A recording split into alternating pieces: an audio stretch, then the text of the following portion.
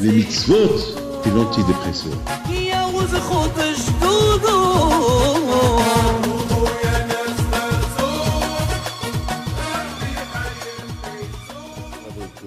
Nous avons cette semaine commencé à faire la sphère du Homer.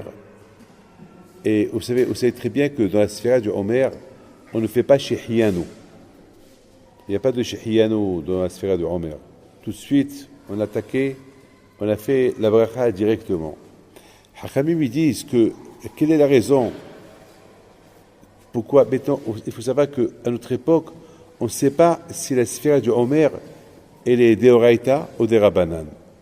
Est-ce que c'est une mitzvah de la Torah? Parce que Hachamim il se base que si c'est une mitzvah de la Torah, alors il faut qu'il y ait le Beit HaMikdash, parce qu'à l'époque on a porté le Homer au Beit HaMikdash.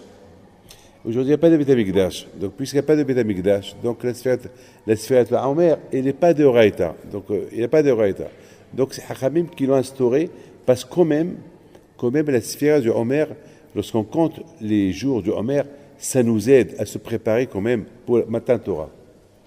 Et si vous avez bien remarqué hier, dans la paracha d'hier, on n'a pas vu dans la paracha d'hier, si vous avez bien remarqué, la Torah elle nous parle de Pessah, elle nous parle de Sukkot, mais elle ne nous parle pas de Shavuot. Mais par contre, la Torah elle parle simplement du Homer, que le jour de Shavuot, on calcule 50 jours, 7 semaines, et après une fête. Mais une fête de quoi? La fête de quoi? La fête parce que tu as compté? Vous imaginez quelqu'un qui compte 50 fois, et après on lui dit fais une fête. Fais le compte 50 jours, après tu fais la fête. Ça n'a pas de sens. C'est écrit Veikafte minha hadasha l'Hashem. Il faut apporter une minha, un sacrifice, un nouveau sacrifice pour la Kadosh Baruch Hu. Tu réfléchis un peu, il n'y a pas de sens. Il n'y a pas de sens. Mais quand même, Hachamim, ils ont dit que, justement, c'est la Torah. Elle aurait dit que Matan Torah, qu'on compte les semaines, les 50 jours, parce qu'on va recevoir la Torah, alors les gens, peut-être, ils vont dire que, bon, pour étudier la Torah, on va attendre Shavuot et on va prendre sur nous et étudier la Torah. L'étude de la Torah n'a pas de jour. Le jour que tu décides d'étudier la Torah, c'est Matan Torah. Et de plus, Hachamim disent que Matan Torah, chaque jour, c'est Matan Torah. Alors je pense que, je ne veux pas rentrer dans la halakha, je pense que c'est la raison pourquoi, pour Sfirat HaOmer, il n'y a pas chez Hiyano.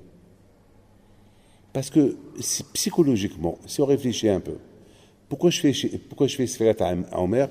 Pour me préparer pour recevoir la Torah. Donc, il n'y a pas de Shehiano. Pourquoi? Parce que lorsque tu décides d'étudier la Torah, il n'y a pas de Shehiano. On n'a pas vu un Baal Tshuva qui va dire Shehiano v'kiyimano que j'ai fait Teshuva. Ça n'existe pas. Parce qu'il n'y a pas de lieu, ça n'existe pas. Lorsque tu décides de faire Teshuva, alors tu fais Teshuva. C'est tout. Il n'y a pas Shehianu v'kiyimanu v'ganu la zamanazi. Par contre, si vous avez bien remarqué, à Kippour, on fait Shehianu. À Kippour, on fait Shehianu. Pourquoi à Kippour, on fait Shehianu? Parce que Baruch Hashem est resté vivant toute l'année. On fait le mot Shehianu pour la vie. Grâce à Dieu, je suis resté vivant toute l'année. Voilà, je ne suis pas mort. Alors là, on fait Shehianu à Kippour.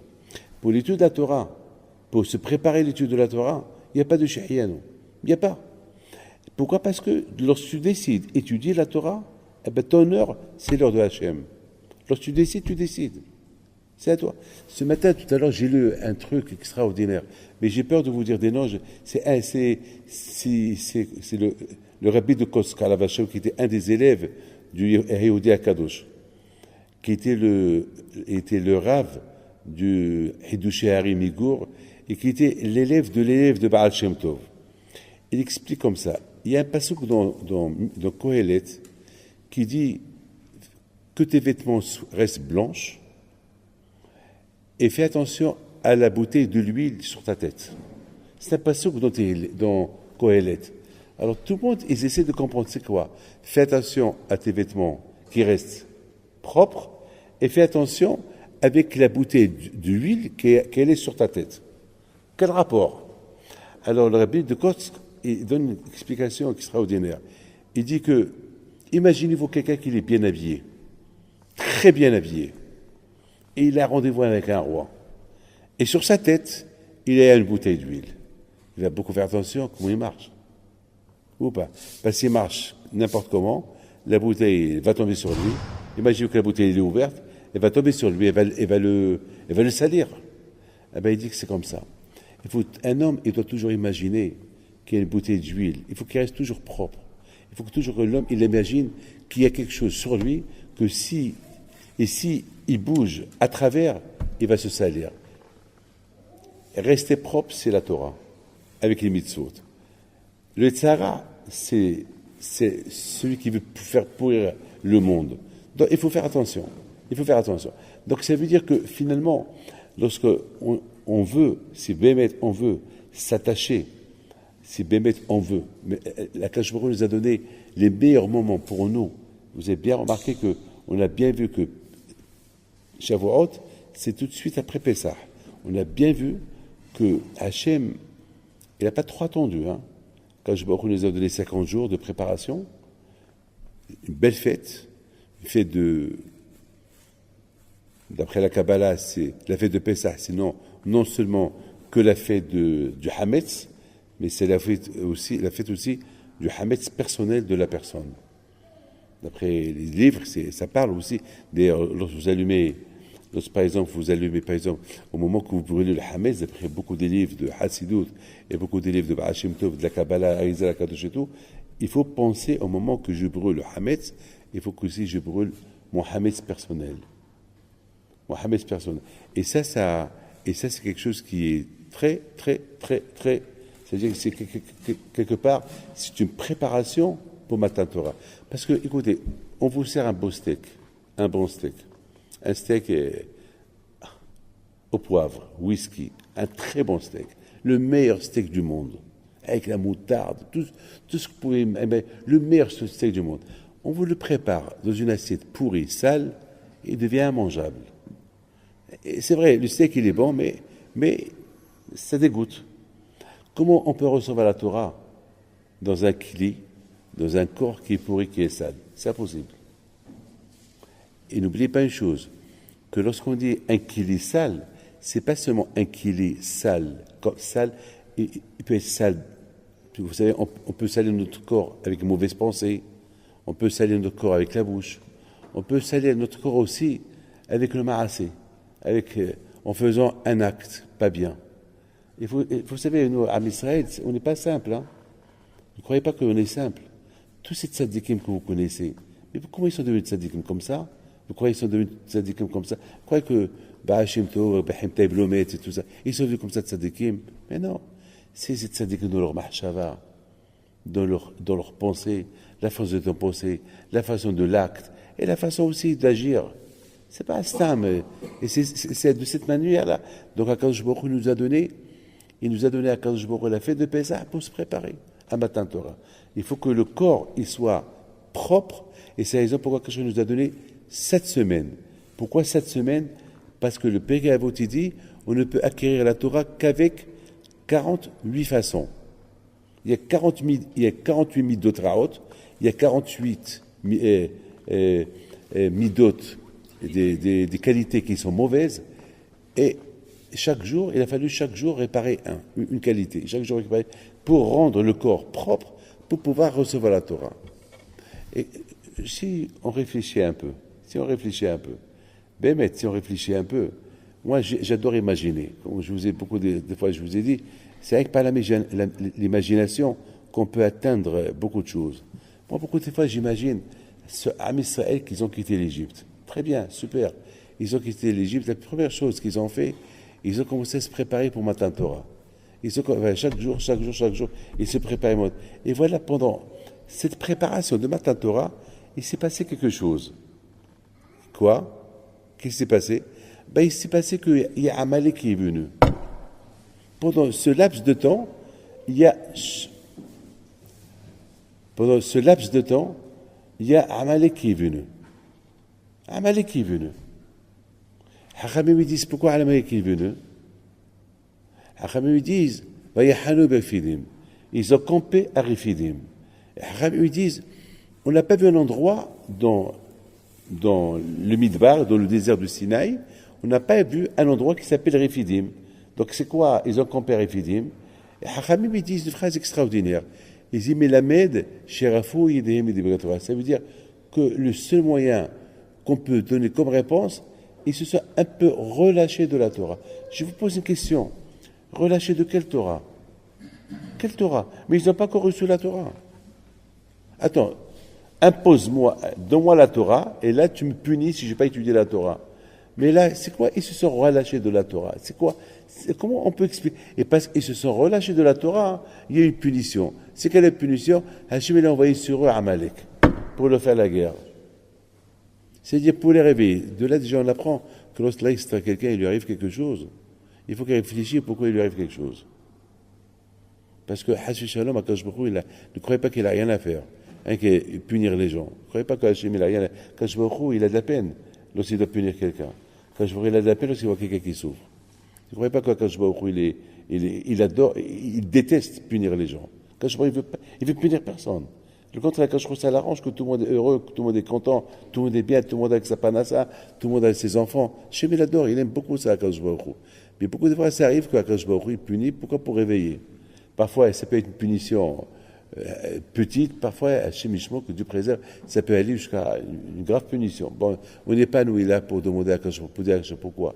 C'est Hashem le patron. C'est nous, on n'est rien du tout. Lui, vous savez, un contre nous.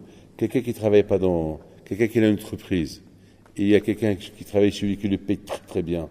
Et ce monsieur-là, du matin au soir, avec sa cigarette et le café. Qu'est-ce qu'il va faire le patron? Il va le jeter. Il va l'avertir une fois, 2 fois.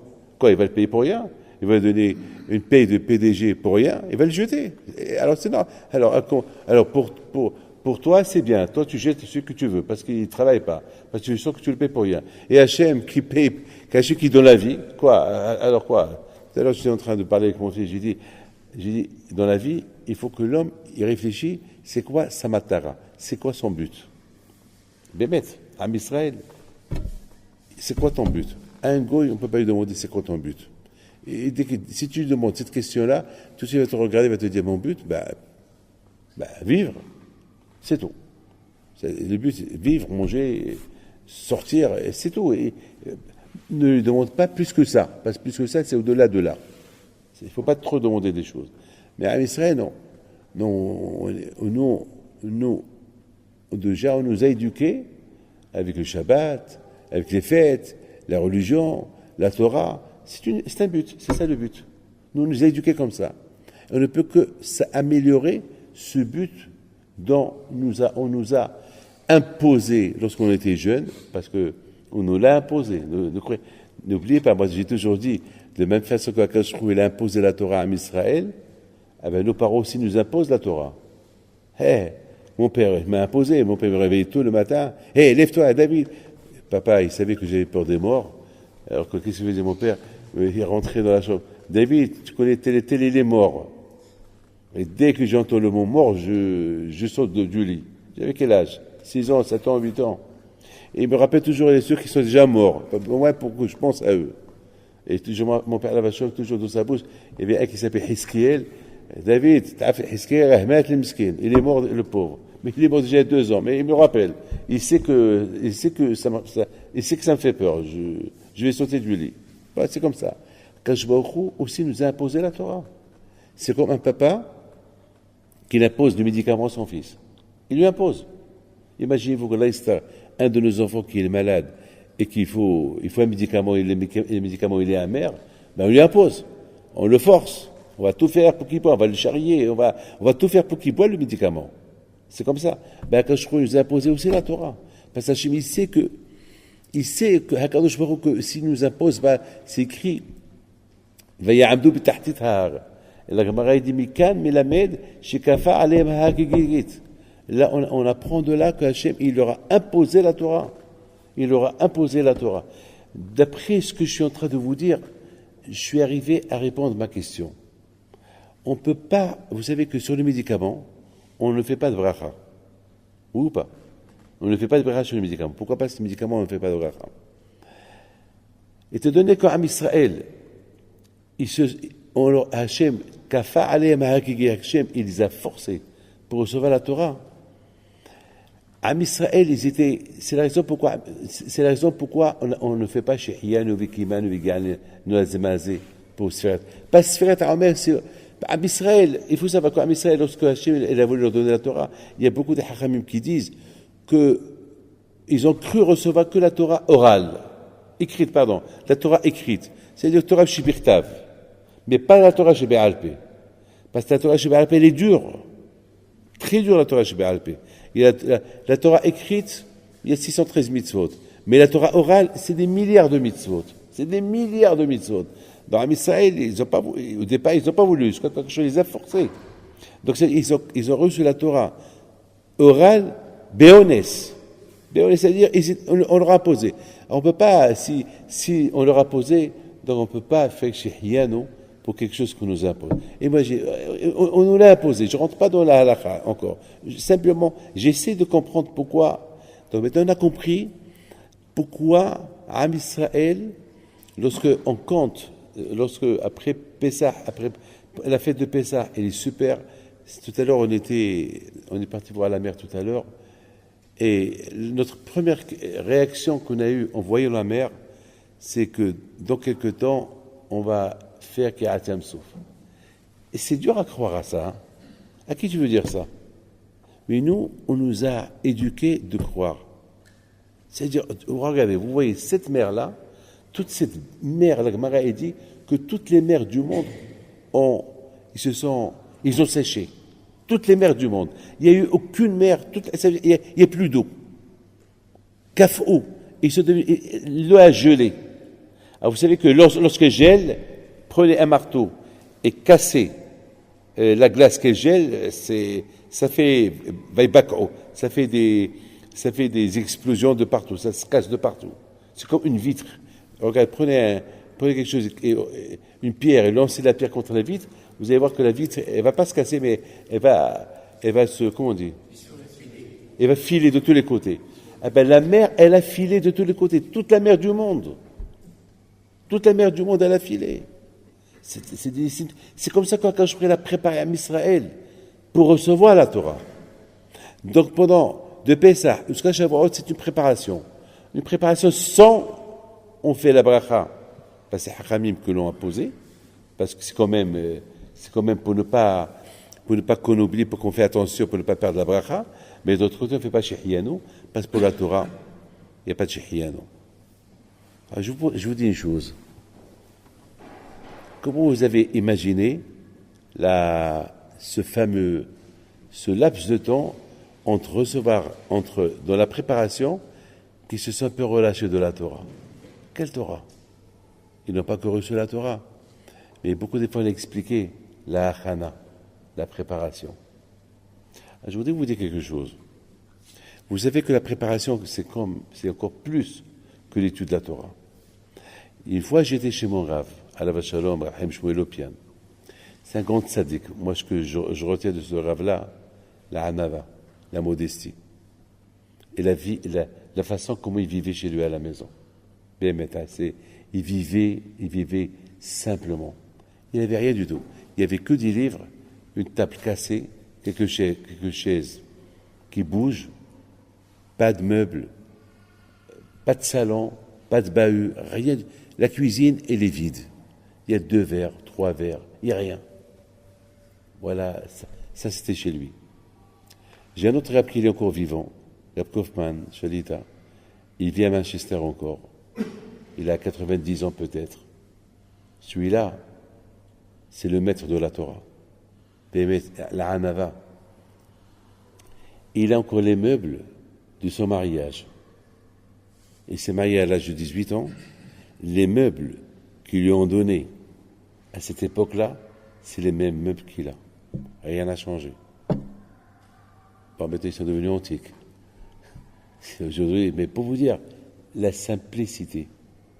Et lui, alav shalom, une fois, je lui ai dit, j'ai pris mes enfants chez lui de temps en temps pour recevoir des brachot chez lui. Il est décédé il y a une dizaine d'années déjà. Vous savez que je raconte une petite histoire sur lui. Une fois, il y a un qui vient chez lui à la yeshiva. Il lui dit, Rabbi, je veux quitter la yeshiva parce que j'arrive pas à retenir la Gemara. J'arrive pas à retenir. Il lui dit, dis-moi, tu connais la Hamida par cœur? Il lui dit, bien, oui, je la connais. Il dit, la Hamida, si tu la connais par cœur, tu peux retenir aussi la Gemara par cœur. C'est facile. Il faut rien que la tête. Pourquoi des fois des gens ils disent, c'est dur pour moi, c'est pas vrai. Comme qu'on peut prier, on peut étudier. Rien n'est facile, rien n'est dur. Une fois, Rabbi Shmuel Lopian alav shalom, une fois, il faisait chaque matin l'aller-retour. Il venait de Gateshead à Sunderland. C'était un bus numéro 411. C'est 20 minutes pile. Vous savez qu'en Angleterre, il y a une loi. En Angleterre, le bus, tant que tu ne descends pas du bus, tu ne payes pas. Tu payes une seule fois. C'est tout. Parce que le bus, il fait les allers-retours toute la journée. Il s'arrête, il fait, une fois qu'il est arrivé, il s'arrête 5 minutes, après il retourne. Il fait.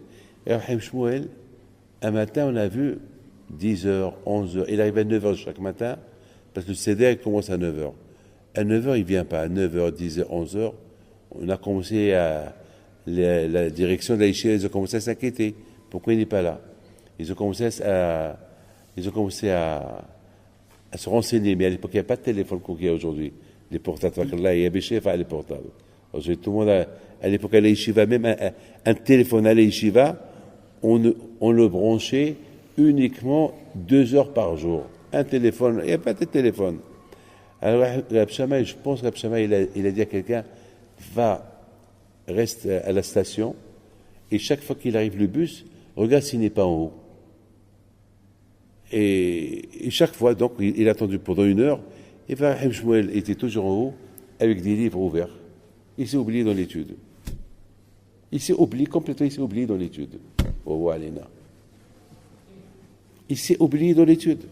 C'est ça qu'il lui a dit, Rahim Shmuel, à quelle heure il est? Il a vu que c'était déjà presque midi. Ça, c'est la Torah. Ça, c'est Rahim Shmuel à la Bachar. Alors, une fois, lorsqu'on était chez lui, il nous a raconté une chose terrible. Il nous a dit que le Ktsot HaHoshen, je ne sais pas si vous avez entendu parler d'un livre, il s'appelle le Ktsot HaHoshen. C'est un livre qui parle de la halakha. Un livre qui les met palpel. Il y a beaucoup de pilpulim. C'est un livre qu'aujourd'hui, de tout le monde, des yeshivot, Hasidim, ou les Ta'im, tout le monde, il lit ce livre. C'est un livre, même le rabbi, beaucoup de fois, il l'apporte dans les livres, dans les livres de halakha qu'il a écrit. Donc, beaucoup, c'est un harolmi, c'est quelqu'un qui a, c'est un grand, c'est comme Rabbi Akiva Iger, c'est un grand posek. Et Rahim Shmuel, il a dit sur lui que lui, chaque matin, avant d'ouvrir le livre, écoutez bien ça, avant d'ouvrir le livre, avant de commencer à étudier, la première chose qu'il faisait, quoi? Nous, qu'est-ce qu'on fait? Nous, chacun il fait ce qu'il fait. Mais lui, dès qu'il ouvre le livre, il commence à pleurer. Il commence à pleurer et il dit sur lui, Racha, Malecha Sapeh Hokai. Hé, toi, tu es un Racha, mais qui es-tu de venir étudier cette Torah de Hachem? Qui tu es? Tu es rien du tout. Mais qui tu es? C'est comme ça qu'il s'est préparé à étudier la Torah. Et après, il se calmait. Il dit, bon, Akadosh Baruch Hu, même que je ne suis pas raoui, même que je ne mérite pas d'étudier ta Torah, parce qu'elle est trop pas sa Torah, la Torah c'est un malbouche, la Torah c'est un vêtement. Après 120 ans, c'est ça qu'on trouve, hein, vous avez compris? Après 120 ans, c'est ce malbouche-là qu'on trouve. C'est ça qu'on trouve. Il n'y a pas autre chose. Il n'y a que ça. Quoi, on va être nu devant Akadosh Baruch Hu. Il n'y a que la Torah qui s'appelle un malbouche. On se met devant Akadosh Baruch Hu. Avec ça, on vient chez Akadosh Baruch Hu.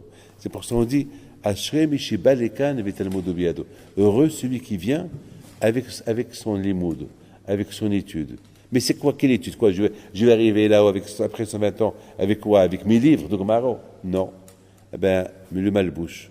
Eh ben, ça veut dire, le malbouche, ça veut dire le vêtement pour ne pas être, qui va me couvrir et pour être devant Akadosh Baruch Hu. Ashrei Mishiba Lekan Betalmudo Biado. Mais vous comprenez très bien que, il dit Rahim Shmuel, le Pierre Shalom, il dit, malheureusement aujourd'hui, est-ce qu'on comprend ce sens-là? Est-ce qu'aujourd'hui, on a supplié les gens pour venir étudier? On va les supplier, on va même leur faire des cafés et un petit déjeuner. On va les supplier pour étudier la Torah. Alors s'ils savent, ça dit que le comment ils se préparaient pour étudier la Torah. Ils se préparaient d'une manière spectaculaire pour s'asseoir et étudier la Torah. Mais d'après ce que je suis en train de vous dire, c'est ça la préparation. Mais je pense que c'est la raison pourquoi ce qui remplace, écoutez bien, ce qui remplace aujourd'hui la bracha. Vous savez que le matin, par exemple, la première chose qu'on fait, on fait la bracha Baruch Hashem Elokeinu melech haolam ad divrei Torah.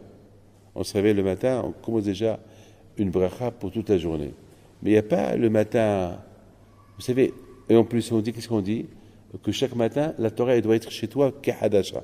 Comme si tu devais, comme il y a be'enecha Torah, kintinatah mi'ar Sinai. Alors l'Echora, d'après ce que puisque la Torah doit être comme quelque chose de neuf dans toi, donc il faut faire quoi? Il faut faire She'iyanu. Le matin, il faut faire She'iyanu, puisque la Torah, elle est hadasha, kehadasha, et comme si je l'ai reçu à Har Sinai, donc je devais faire She'iyanu le matin. Mais par contre, qu'est-ce qu'on fait? On fait que la bracha. Et cette bracha-là, elle est bien pour toute la journée. Elle est bien pour toute la journée. Alors, je vous pose une question. Vous avez bu un verre d'eau. Après, vous avez fait She'iyanu. Et après, vous n'avez pas fait She'iyanu. Pardon. Bonne fachot. Ou bien vous avez pas fait. Après quelque temps, vous rebuvez de l'eau. Qu'est-ce que vous faites? Vous faites encore la bracha. Il y a un certain laps de temps qu'il faut faire chaque fois la bracha. Alors pourquoi on ne fait pas la bracha de Al Divrei Torah chaque fois qu'on étudie la Torah? Le matin, on se réveille, on étudie la Torah, on fait la bracha. Après 2 heures, on fait la bracha aussi. Non. Parce que Akadosh Baruch Hu, il nous fait confiance. Parce que la bracha que tu fais le matin, elle devait être une bracha pour toute la journée. Donc c'est à toi. Puis c'est écrit à Guidavo Yomam. Maintenant, il faut savoir une chose. J'étudie pas la Torah toute la journée. J'étudie un peu le matin. J'ai fait la bracha pour le matin, c'est tout. Mais je vois que toute la journée, j'ai fait beaucoup de stops dans l'étude et je fais pas encore la bracha. Pourquoi? Alors que lorsque je bois ou je mange un fruit, je fais chaque fois la bracha. Eh bien, mes amis, écoutez très bien. L'étude de la Torah, c'est pas prendre un livre et étudier. L'étude de la Torah, ça veut dire aussi, lorsqu'on parle pas de la Shonara, lorsque j'ai un talit katan, je parle pas de bêtises. Je fais du business sans voler personne. Ça s'appelle Torah. Je vois quelqu'un, je lui fais kavod. Je passe pas du mal sur quelqu'un. Ça s'appelle Torah, ça. L'étude de la Torah, c'est pas prendre un livre et étudier. Non. La vie du juif, elle est Torah. C'est la raison pourquoi le matin, lorsqu'on fait la bracha le matin, c'est une bracha pour toute la journée. Jusqu'à que tu vas faire dodo. C'est une bracha pour toute la journée. C'est ça, mes amis. Donc maintenant, vous avez bien compris que la raison pourquoi Amalek, il est venu, parce que pendant un laps de temps, ils ont un peu ralenti de la préparation de Matan Torah. Eh oui. Regardez ce Tahoshen. Chaque matin, ils se préparent pour étudier la Torah. Et eux, pendant le temps qu'ils se préparaient pour recevoir la Torah, ils sont un peu ralentis. Donc maintenant, on a compris pourquoi on ne fait pas She'iyanu. On a compris pourquoi on ne fait pas la bracha à Divrei Torah chaque jour. On a compris pas mal de choses. Mais maintenant, je vais vous raconter une histoire que j'ai lue cet après-midi. Il y a des Tunisiens ici? Il y a des Tunisiens? Ouais. Allez, écoutez cette histoire. Elle est super. À un moment donné, à Djerba, il y a peut-être une 60-70 ans, il y avait l'épidémie de la choléra. Vous savez que la choléra est trop contagieuse. La choléra, c'est un chimichement, c'est d'ailleurs, c'est pour ça, à Haïti, il y a eu beaucoup de morts à cause de la choléra. Pourquoi? Parce que la choléra, elle est midabeket, elle est très contagieuse, la choléra. Il s'est passé que, pendant qu'il y avait cette épidémie, il y avait beaucoup de morts. Et deux qui se sont beaucoup occupés de ceux qui étaient malades, c'est Rabbi Rahamim Hay Houri, alayhi shalom, et Rav Shkali, qui était le Gabaï. J'oublie son nom, j'ai peur de me tromper. Qui était le Gabaï, qui était le président de la communauté juive de Djerba. Et eux, ils allaient d'un endroit à l'autre ils faisaient tout. Ils faisaient les lévayotes, et c'est eux qui lavaient les corps. Pas ceux qui touchent, c'était très très contagieux. Et un jour, la famille, ils ont dit à Rab Houri, tu prends ta vie, tu mets ta vie, tu risques ta vie. Il faut que tu arrêtes. Jusqu'à maintenant, le bon Dieu t'a fait des miracles. Mais toi, il faut arrêter. Il faut que tu arrêtes. Il faut arrêter. Donc, ils ont tellement stressé qu'il a arrêté. Il n'y avait pas le choix, il l'a arrêté. Et un jour, il sent qu'il y a quelque chose dans sa chambre. Il se retourne, il voit deux personnes, grandes de taille, debout. Il a compris, c'est des gens qui ne viennent pas de ce monde. Il leur a dit, qui êtes-vous? Ils lui ont dit, pourquoi tu ne t'occupes pas encore des gens? Alors qu'il y a beaucoup de gens qui ont fait tes chevaux à cause de toi. Il leur a dit, avant? Et ils lui ont dit, en plus, voilà encore la liste des gens qui restent. Il a commencé à voir la liste. Il voit que lui, il ne figure pas dans la liste, mais il voit presque beaucoup de gens qu'il connaît, ils sont dans la liste. Et il voit son ami, le président de la communauté de Djerba, lui aussi, Rabbi Ushua, Shakli, je ne me rappelle pas comment ça, il était aussi dans la liste. Alors Rabbi Rahamim alayhi shalom, il s'est énervé. Il leur a dit, mais attends, mais là-haut, qu'est-ce qu'ils veulent de nous? Ah, qu'est-ce qu'ils veulent? Si Bémet de là, ils ont de la peine, ils veulent que les gens font teshuva, alors il faut qu'ils arrêtent tout ça. Et vous, qu'est-ce que vous voulez, vous? En plus, mon ami, il est encore dans la liste, mais qu'est-ce qui se passe? Mais si de là-haut, ils veulent qu'on fait teshuva, il y a d'autres moyens. Cette choléra, il a commencé à parler très très dur. Jusqu'à que les deux personnes qui étaient là, ils disent, bon, on va te faire un service. Nous, on aime bien comment toi, tu fais tes prières, parce que nous nous donne des forces, nous aussi. Voilà, on vous donne la liste. Effacez les gens que vous ne voulez pas qu'on touche. Il a compris mais n'effacez pas tout. Lui, qu'est-ce qu'il fait tout de suite? Il prend le papier. Tout d'abord, il efface le président de la communauté juive, que lui, il a fait tellement pour la communauté.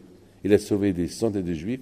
Et tout de suite, avec une rapidité, il a effacé presque tout. Ils lui ont pris le papier, ils sont partis.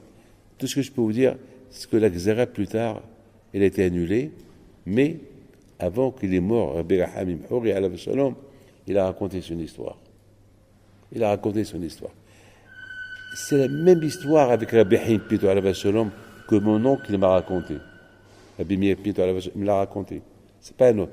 Il m'a dit, tu sais, David, que ton grand-père, son père, Ibah Bibi, il m'a dit que lui, lorsqu'il y avait à Essaouira, il y avait une épidémie il y avait une diffuse, voilà. Oh oui. Et lui, alayhi shalom, il faisait pas attention. Il allait d'une maison à l'autre, il s'occupait, il apportait à manger, jusqu'à qu'un jour, il l'a attrapé. Lorsqu'il l'a attrapé, il était entre la vie et la mort. Et presque à Heva Kadisha, ils sont venus ils ont commencé à faire un Abekouah et ils ont commencé à faire Shema Israël avant. C'est pour eux. Et soudainement, après quelques minutes, une fois ils étaient prêts à le mettre par terre, ils se réveillent, ils regardent la Heva Kadisha et il leur a dit, arrêtez vos prières, sortez d'ici. Ça, c'est mon oncle qui me la raconte. Il leur dit, parce qu'il était présent, il a dit, j'étais là-bas. Il était présent, mon oncle, dans cette histoire-là. Il dit, sortez d'ici. Il sort, il se réveille, et à partir de ce jour-là, l'épidémie s'est arrêtée. Maintenant, la première chose qu'il leur a dit, il a fait, bien sûr, le Gomel, et de le Gomel, il leur a dit, vous allez voir, je vais vivre 26 ans. Je vais vivre encore 26 ans. Alors ils lui ont posé la question, comment tu sais? Et il leur a dit que lorsque j'étais en train de quitter ce monde, dans l'autre monde, c'est ça le Kouah de Tzadikim, dans l'autre monde, Rabbi Haïm plutôt le grand, son grand-père, il a commencé à prier pour lui. Il a dit, comment est-ce possible que celui-là, qui a fait tellement du bien, il a sauvé des Juifs, il a risqué sa vie, et pourquoi il doit mourir jeune? Il faut qu'il vive encore. Il a commencé à être militz, il a commencé à parler, il était de l'avocat. Donc finalement, ils ont voulu ajouter quelques années, il a dit non, ajoutez-lui le nom d'Hachem. Comme qu'Hachem, il est Rahamim, il est miséricorde, Akadosh Baruch Hu, c'est Yud Kevavke, Mdet Rahamim, il faut lui ajouter 26 ans. Donc Rabbi Haïm Pidal Shalom, on lui a ajouté 26 ans. Il a vécu encore 26 ans, plus ça veut dire encore 26 ans. Pourquoi je vous raconte ça? Comment ces tzadikim ils sont arrivés à être... Parce que toujours leur préparation, nous, entre vous et moi, est-ce qu'on se prépare pour prier? Est-ce qu'on se prépare pour étudier? Est-ce qu'on se prépare pour faire une mitzvah? Ce qui vient, il vient. Mais de tout ce que je suis en train de vous dire, à chaque chose, il y a une préparation. Un mariage, il y a une préparation. Une bar mitzvah, il y a une préparation. Une brit milah, il y a une préparation. Un voyage, il y a une préparation. Rencontrer une fille pour un chidour, il y a une préparation. Toujours, il y a une préparation. À tout, il n'y a rien. Même si on veut sortir demain, se promener un peu, on se prépare même psychologique. À tout demande une préparation. Ça n'existe pas quelque chose qui se fait sans préparation. Dans le business, préparation. Il n'y a rien qui se fait sans préparation. Chaque chose, il y a la plus forte raison, lorsqu'il s'agit de Matan Torah, la préparation, elle doit être bonne. Et c'est la raison pour laquelle je nous a donné 7 semaines, 50 jours. 50 jours de préparation, 5 semaines. Mais avant cette préparation, il y a une autre préparation. Ça veut dire préparer le corps, se préparer psychologiquement, se préparer psychologiquement, spirituellement. C'est de cette façon-là qu'on doit recevoir la Torah. Et pour ne pas qu'on arrive à recevoir la Torah bé'ones, par force. Il faut avec les D'Hachem qu'on arrive à recevoir la Torah bé'ratson, avec volonté. Et je vous donne la parole d'honneur. La préparation, lorsqu'on est prêt psychologiquement, la chose se fait bien. Mais lorsqu'on n'est pas prêt, imaginez-vous, nous, on apporte des invités à la maison, on n'a pas averti la femme. Un rêve Shabbat, on lui apporte 10 personnes. C'est pas que, mais elle n'est pas prête, même s'il y a le manger Béchéva, même s'il y a beaucoup de... Mais la femme lui dit, mais tu aurais dû me le dire, pour que je me prépare. Ce qu'on appelle, c'est préparer psychologiquement, que je me prépare pour les invités. Tu ne m'as pas préparé. Donc il y aura une histoire. Il faut qu'il y ait cette histoire. Pourquoi? Parce que il faut, à chaque chose, ça demande une préparation psychologique. Surtout lorsqu'il s'agit de la Torah, où il y a le Tzara qui est fort. Vous savez que le Tzara, c'est le grand ennemi de l'homme. Le Tzara, il est d'accord avec vous surtout. Mais lorsqu'il vous voit venir étudier la Torah, là, tous les téléphones, ils vont sonner. Là, tous les problèmes vont arriver. Toujours, c'est comme ça. L'ennemi numéro 1 du Tzara, c'est la Torah. Donc, ça demande une préparation psychologique. Une grande préparation. Et c'est la raison pourquoi on fait la bracha, mais on ne fait pas Shehiano. On fait la bracha. Et même si jamais l'Eister, si on a raté la bracha, alors on peut dire sans bracha. Même parce que le Tzara, il est très fort, il veut nous faire oublier la bracha. Pour que voilà, on va s'affaiblir de Matan Torah. Il va nous affaiblir parce que c'est comme, tu t'es pas bien préparé avec la bracha du Sirat HaOmer, alors tu vas pas recevoir la Torah. Non, c'est vrai, je vais pas la recevoir, tu te trompes de Tzara. Hayom, sans bracha. Hayom, Shnaim, Yamim, la Omer, Ha-Rahman, je fais pas la bracha. Donc, je me prépare sans bracha. Mais Shehiano, il n'y a pas de Shehiano. Pourquoi? Parce qu'il n'y a pas de time. Il n'y a pas de temps pour... La Torah, c'est pas du nouveau. C'est pas du nouveau. Même que le matin, chaque matin, la Torah est devant nous comme on l'a reçue. Il n'y a pas de Shehiano. Pas comme un vêtement. Chaque matin, vous mettez un vêtement neuf, vous faites Shehiano. L'étude de la Torah, il n'y a pas de Shehiano. Pourquoi? Parce que qui est Hayeno, depuis qu'on est né avec la Torah. Notre gouf, il est déjà Torah. Donc il n'y a pas de Shehiano. Pour la Torah, il n'y a pas de Shehiano. Il y a quoi? Que la bracha qu'on fait le matin, et cette bracha, elle est valable pendant toute la journée. Baruch Adonai La'olam, Amen, Amen. Rabbi Hivak Shomer, Sakadosh Baruch Hu, Yisrael Israël, לפיכך חיבה אלי תורה מצוות שמע אדוני חפץ, למעט צדקו יגדיל תורה וידיר.